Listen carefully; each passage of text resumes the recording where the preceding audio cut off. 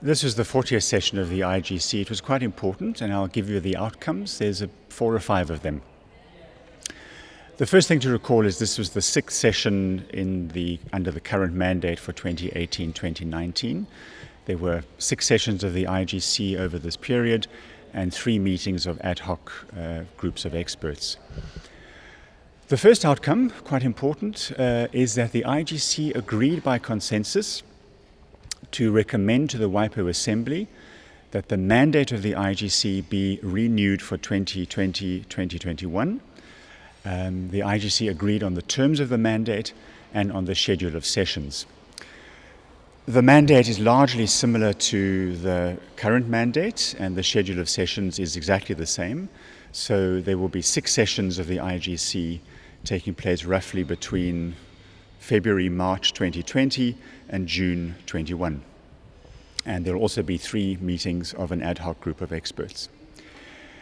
This achievement was done through informal consultations that were led by the IGC Chair Ian Goss. And in those participated the regional groups, the EU, the like-minded countries, and the Indigenous Caucus. The second important outcome, and just a bit of background, if I can give that first, is in April this year, the chair of the IGC, Ian Goss from Australia, he prepared the text of a draft international legal instrument on genetic resources and associated TK. He published this under his own authority, as I mentioned, at the end of April, as a non-paper. And the IGC then agreed at IGC 40 that that text become part of the working materials of the IGC as a chair's text. In terms of substance, the IGC made progress on TK and TCEs, particularly on the scope of rights and exceptions to those rights, partly on the basis of useful language that the chair had prepared on those issues.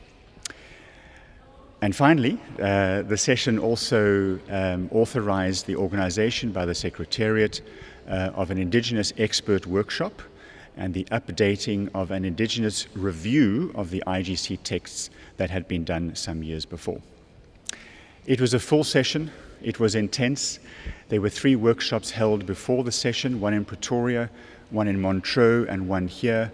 And in the session itself, there were 3 great side events. The Indigenous panel was excellent. We had high-level speakers, which I'd like to mention, Wilton Littlechild from Canada, Lucy Mulenkai from Kenya, and Valmain Turkey from New Zealand.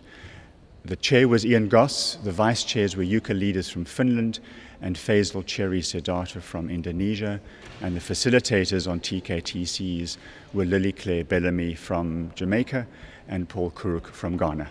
And it's most likely, therefore, that the IGC will meet again early next year, February or March, for the 41st session. Thank you.